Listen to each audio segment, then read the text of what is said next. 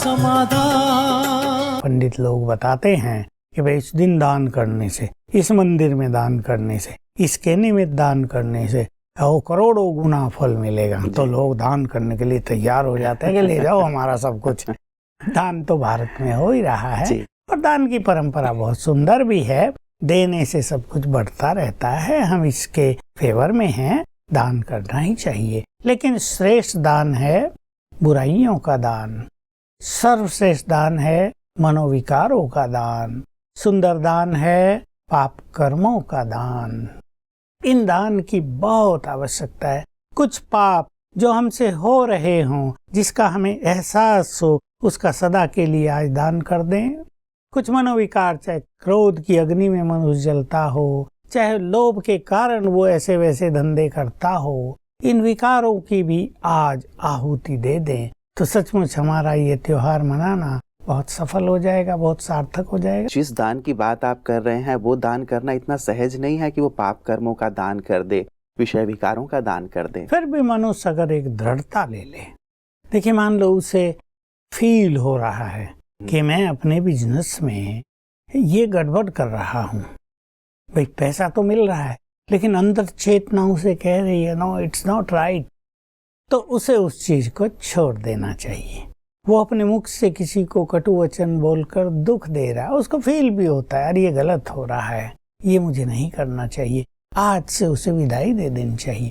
कोई एक, सबका त्याग तो एक साथ किया भी नहीं जा सकता, लेकिन किसी एक बुराई, व्यसन, विकार, अपनी कमजोरी का त्याग करने से जीवन सुखी हो जाए। तो ये किसके सामने करें भ्राता जी? क्या किसी को बोल के ये कहें कि भाई इस चीज का आज मैं त्याग कर रहा हूँ, या किसी मंदिर में जाके करें? कहाँ जाके करें ताकि एक साक्षी रहे कि हाँ मैं इस चीज का दान यहाँ वैसे कर रहा तो हूँ? करना चाहिए अपने परम पिता के समक्ष, और उस सीन को अपने अंतर मन में समा लेना चाहिए कि मैंने भगवान के समक्ष अपनी इस बुराई का त्याग कर दिया है। मैं इसमें ये भी कहूँगा कि भगवान को सब न भी जानते हों, जिस देवी या देवता में जिसकी श्रद्धा हो। कई बार ये देखा जाता है भ्राता जी, मैं प्रश्न करना चाहूंगा कि हम दे तो देते हैं दान, लेकिन वो फिर लौट के आ जाता है। तो कई बार इन चीजों को शायद हमने छोड़ने की कोशिश की हो कि मान लीजिए मुझे गुस्सा आता है, या मान लीजिए मेरे अंदर क्रोध है, मेरे अंदर चिड़चिड़ापन है, या ईर्ष्या का भाव है, इनको मैंने छोड़ने की कोशिश की है लेकिन बार बार आ जाते हैं,